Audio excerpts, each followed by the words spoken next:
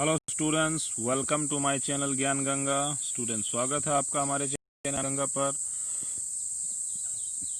और ये हमारा चैप्टर नंबर 4 है क्लास 10th का साइंस का एनसीईआरटी बुक से, जो है कार्बन एंड इट्स कंपाउंड्स।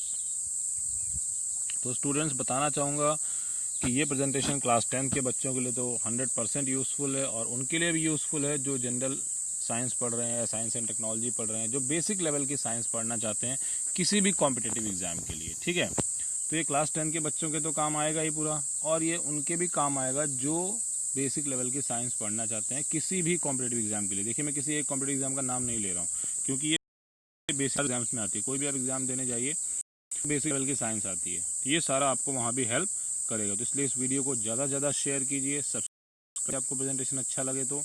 और कोई भी डाउट्स हो तो आप मुझसे पूछ सकते हैं, और मुझे अनअकैडमी लर्निंग ऐप पर भी आप फॉलो कर सकते हैं। अनअकैडमी लर्निंग ये बहुत ही बड़ा प्लेटफॉर्म है, वहाँ पे मेरे बहुत सारे स्टूडेंट्स हैं, मेरे पास 1200-1300 स्टूडेंट्स हैं वहाँ पढ़ रहे हैं। तो आप मुझे अनअकैडमी लर्निंग ऐप पर भी फॉलो कर सकते हैं, संदीप कुमार नाम से। और ये यहाँ चैनल ज्ञान गंगा है, इसको भी आप सब्सक्राइब कर लीजिए। यहाँ मैं डिफरेंट एग्जाम्स के लिए डिफरेंट लेवल पर पढ़ा रहा हूँ, और मेरी पूरी कोशिश है कि मेरा ये चैनल सभी को फ्री और एजुकेशन दे। जो आपकी अगर कोई डाउट्स हो, कोई डिमांड हो, तो मुझे ज़रूर बताइएगा। चलिए, बिना टाइम एंड इट्स कंपाउंड्स। ठीक है, तो अब यहाँ ये बता रहा है कि भाई हमने जो है लास्ट चैप्टर में जाना कि जो बहुत सारे कंपाउंड, हम उसका बहुत इंपॉर्टेंस होता है हमारे लिए। ठीक है, हम बहुत सारे इंटरेस्टिंग कंपाउंड्स उनकी प्रॉपर्टीज के बारे में जानते हैं, और ये भी जानते हैं कि कार्बन एक बहुत ही इंपॉर्टेंट एलिमेंट है, जो एक एलिमेंट के फॉर्म में और एक मतलब कंबाइंड फॉर्म में, दोनों इसका बहुत ही इंपॉर्टेंस है। तो यानी कि ये एलिमेंट के फॉर्म में आपको जो है कंबाइंड फॉर्म से कहीं ना कहीं काम में। तो आप क्या है कि ये जो कार्बन है इसका बहुत ही ज़्यादा यूज़ है, ये बहुत ही इंपॉर्टेंट है दोनों, चाहे इसको हम एज ए कम। तो इसके बाद देखिए बता रहा है एक्टिविटी 4.1,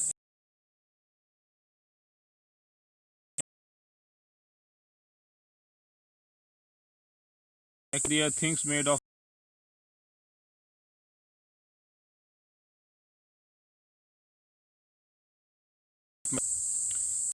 देखिए क्या, अब देखिए यहाँ बता रहा है कि भाई अगर हम आइटम्स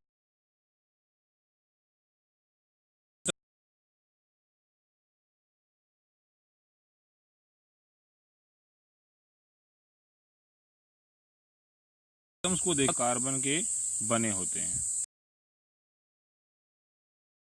ठीक,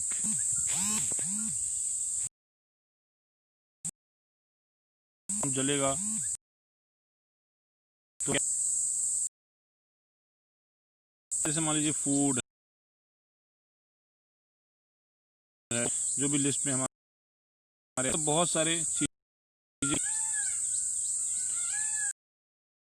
होते हैं। एक वर्सल एलिमेंट जो हमारा कार्बन है उसके ऊपर बेस होते हैं, यानी कि कार्बन एक ऐसा एलिमेंट है जो बहुत सारी जगहों पर मौजूद है। इसके अलावा जितने भी ऑल लिविंग बीइंग स्ट्रक्चर्स है वो भी कार्बन बेस्ड होते हैं। तो आप कार्बन की देखिए कितना ज़्यादा हर जगह मौजूद है, ऑल लिविंग स्ट्रक्चर्स में मौजूद है कार्बन। ठीक है, और कार्बन जो उसका अमाउंट जो अर्थ क्रस्ट में और एटमॉस्फेयर, ये भी क्वाइट मीगर है। और जो अर्थ क्रस्ट है उसमें कितना है, बहुत ही कम है। देखिए अगर हम अर्थ क्रस्ट की बात कर रहे हैं तो ये क्या बहुत ही कम है, मीगर है, बहुत ही कम है। अर्थ क्रस्ट है ओनली 0.02% कार्बन। मिनरल्स जैसे कि कार्बोनेट्स, हाइड्रोजन कार्बोनेट्स, कोल, पेट्रोलियम, देखिए बहुत ही कम है ना। और एटमॉस्फेयर में 0.03% ऑफ कार्बन डाइऑक्साइड है। तो इतना कम होने के बावजूद, इतनी कम मात्रा में, इतनी मात्रा में होने के बावजूद, इतना मीगर अमाउंट में होने के बावजूद कार्बन जो है वो अवेलेबल है नेचर में। ठीक है, और इसका इम्पोर्टेंस बहुत है, इसका इम्पोर्टेंस बहुत ही ज़्यादा इमेंस है, कार्बन का इम्पोर्टेंस बहुत ज़्यादा है। तो अब कार्बन कंपाउंड्स हम पढ़ ही रहे हैं, तो क्या है इसमें देखते हैं डिटेल में इसके बारे में।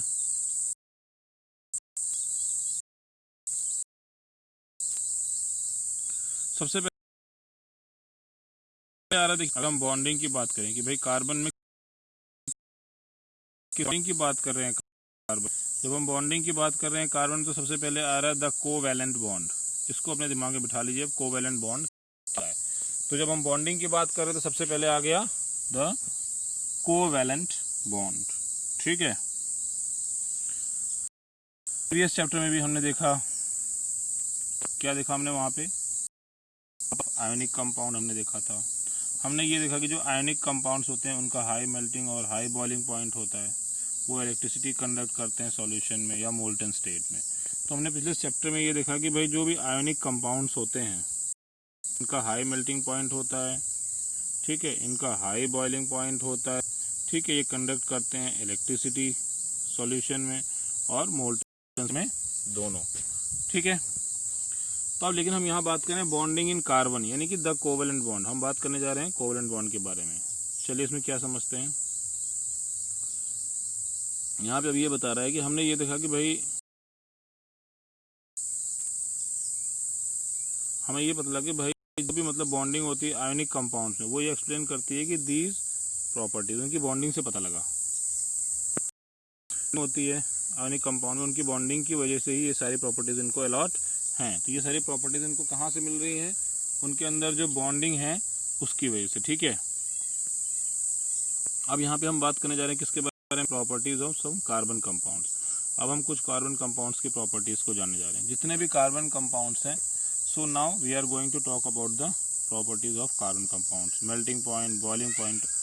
कुछ कार्बन कंपाउंड्स को देखिए यहाँ पे दिया हुआ है इन table 4.1।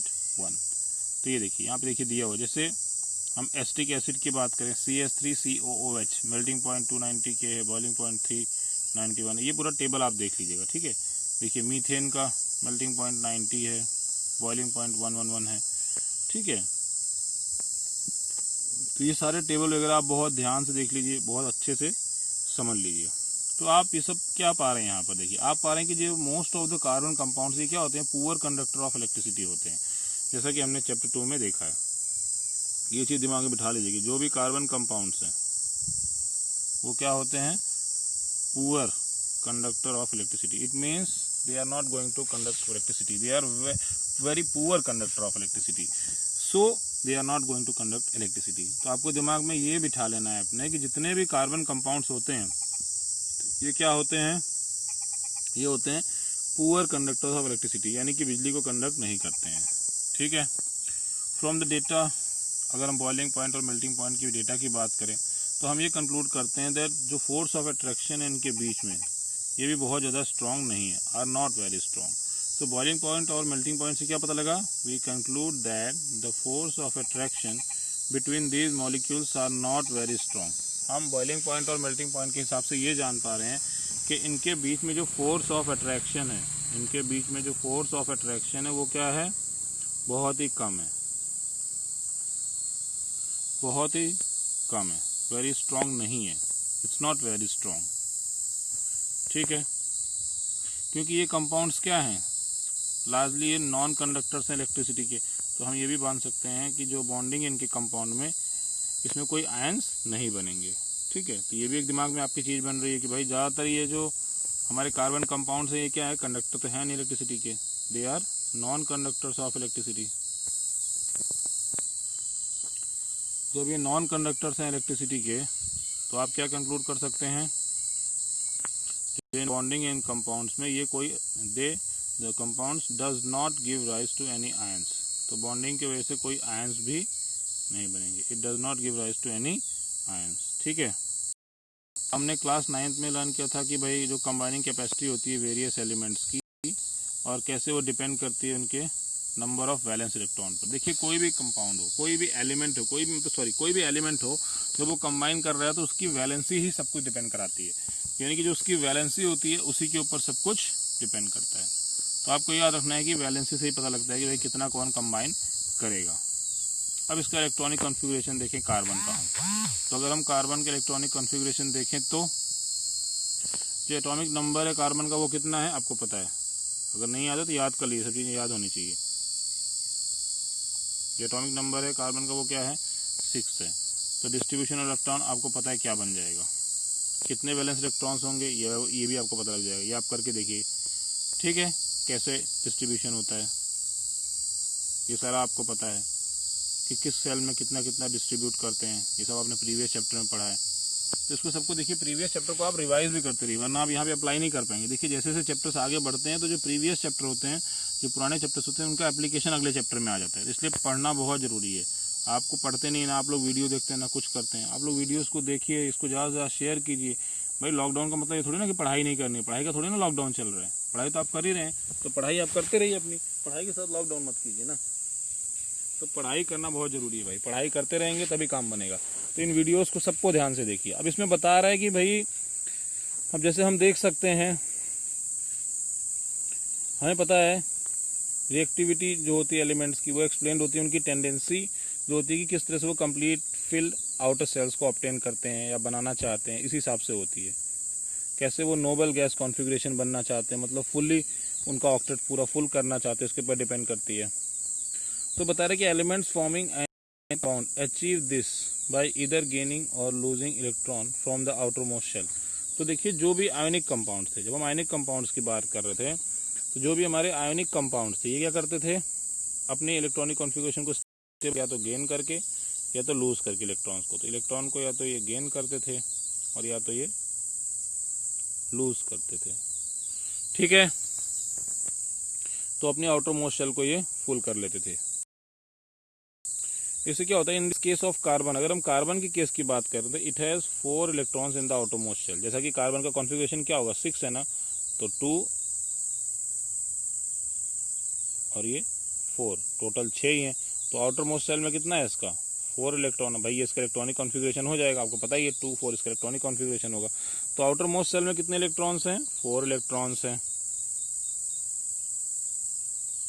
And needs to gain और लूज 4 इलेक्ट्रॉन, या तो ये गेन करे 4 इलेक्ट्रॉन या तो ये लूज करे 4 इलेक्ट्रॉन, तब इसको जो है नोबल गैस कॉन्फ़िगरेशन मिलेगा। तो क्या कर सकते हैं हम, अगर ये गेन करे या लूज करे इलेक्ट्रॉन्स, तो देखिए यहाँ पे क्या क्या होगा, समझिए। बता रहा है कि ये गेन कर सकता है, अगर ये गेन करेगा, अगर ये गेन करता है, अगर इसको मिलते हैं, ये लेता है 4 इलेक्ट्रॉन्स को, तो क्या बनाएगा, C4 नेगेटिव। जब देखिए जब कोई चीज़ गेन करता है तो वहाँ पे नेगेटिव हो जाता है, ठीक है, नेगेटिव चार्ज आता है, यानी C4 नेगेटिव एनायन बन जाएगा। अगर ये गेन करता है तो C4 नेगेटिव एनायन बन जाएगा।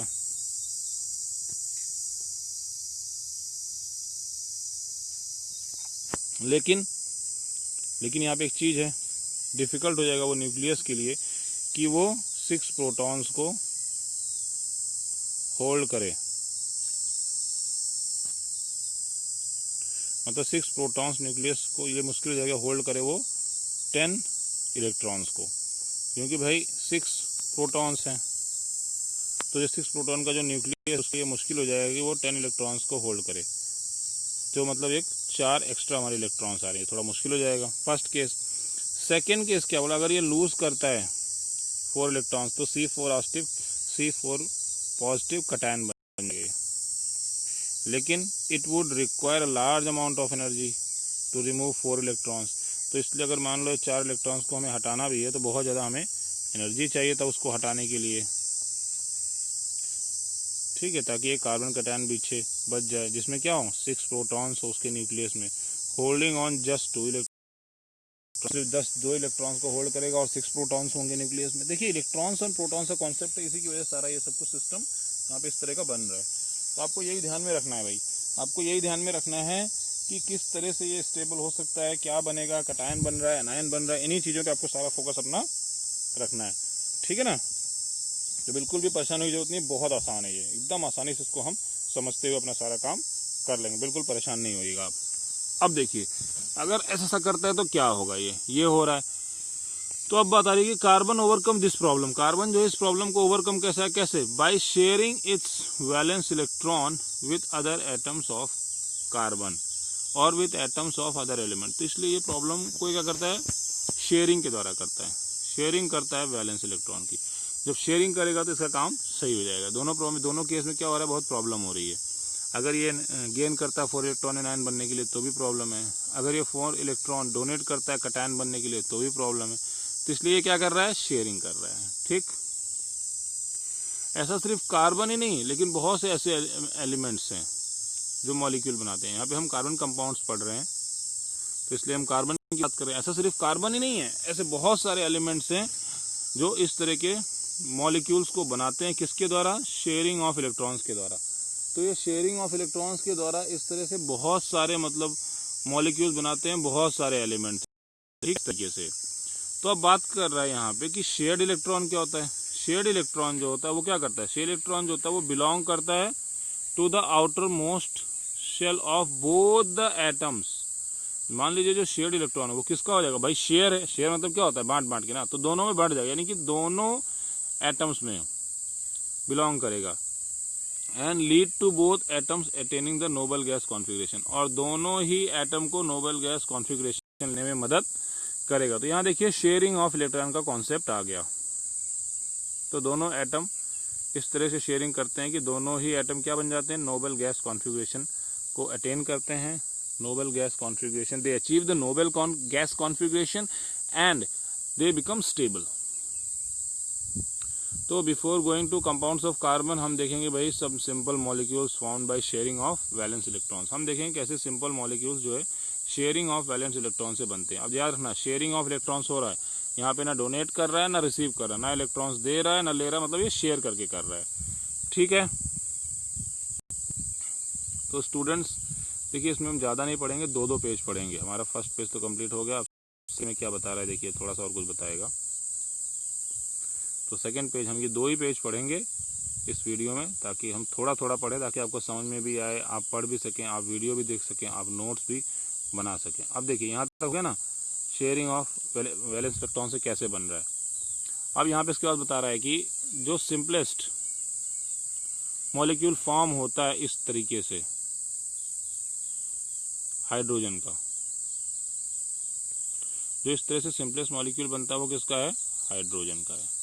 ठीक है, कहता है होता क्या है, जो आपने पहले भी देखा है कि भाई जो एटॉमिक नंबर होता है हाइड्रोजन का वो कितना है भाई, 1 है। आपको पता होना चाहिए एटॉमिक नंबर कितना है हाइड्रोजन का, 1 है। ठीक है, हाइड्रोजन का एटॉमिक नंबर कितना है, 1 है। Hence hydrogen has 1 electron. Hydrogen के पास कितना है, केवल 1 इलेक्ट्रॉन उसके के शेल में। ठीक है, उसके के शेल में कितना इलेक्ट्रॉन है, मान लो ये सेंटर में न्यूक्लियस है, अब ये इसका मान लो के शेल है, तो इसमें कितने इलेक्ट्रॉन है, केवल 1 इलेक्ट्रॉन है इसमें। ठीक है, तो इसको कितना चाहिए, रिक्वायर्स 1 मोर इलेक्ट्रॉन, इसको 1 और इलेक्ट्रॉन चाहिए, तो इसकी के शेल भर जाएगी। क्योंकि के शेल में कितने इलेक्ट्रॉन्स आते हैं आपको पता है, मैक्सिमम उसकी कैपेसिटी 2 होती है। ठीक है, तो हो जाएगा। तो क्या होता है, 2 हाइड्रोजन एटम्स क्या करेंगे, अब 2 हाइड्रोजन एटम्स होंगे यहाँ पे। अब ठीक है, 2 हाइड्रोजन एटम क्या करेंगे, share their electron to form a molecule of hydrogen. तो इस केस में क्या होगा, 1 हाइड्रोजन 1 इलेक्ट्रॉन के साथ और 1 हाइड्रोजन 1 इलेक्ट्रॉन के साथ, दोनों क्या करेंगे, इसका ये और इसका ये 1-1 इलेक्ट्रॉन, ये इसका वाला शेयर कर रहा है और ये इसका वाला शेयर कर रहा है, यानी कि दोनों एक दूसरे का लेकर के देखिए अपना ऑक्टेट भी पूरा कर ले रहे हैं और अपना जो है मतलब नोबल गैस कॉन्फिगरेशन भी ले रहे हैं। और देखो 2 इलेक्ट्रॉन थे, 2 इलेक्ट्रॉन दोनों को बिलोंग करते हैं, ये मतलब H2H2 मॉलिक्यूल ये बना देंगे। ये आपको याद रखना, ये कौन सा मॉलिक्यूल बनाएंगे, H2 हाइड्रोजन मॉलिक्यूल बना देंगे। इससे क्या होगा, this allow hydrogen atom to attain the वही, इससे क्या होगा, हाइड्रोजन एटम जो है अपना जो है क्या कर लेगा, electronic configuration nearest to noble gas attain कर लेगा। ठीक है, तो आपने ये समझ लिया इसमें देखिए कि शेयरिंग ऑफ इलेक्ट्रॉन भी कैसे होती है, बहुत ही आसान है। इसमें हुआ क्या, 2 हाइड्रोजन एटम्स आ गए और उन्होंने अपना शेयरिंग किया और एक हाइड्रोजन मॉलिक्यूल बना दिया। तो हाइड्रोजन मॉलिक्यूल बन गया, H2 है ना, हाइड्रोजन मॉलिक्यूल बन गया। और मैंने आपको देखो बता दिया कैसे शेयरिंग होगी, जैसे ये H है, इसका 1 इलेक्ट्रॉन है इसमें, ये H है, इसका 1 इलेक्ट्रॉन है इसमें, तो दोनों शेयर करेंगे तो कैसे होगा, ये इसके वाले को ले लेगा, इसको 2 मिल गया, और ये इसके वाले को ले लेगा, इसको भी 2 मिल गया।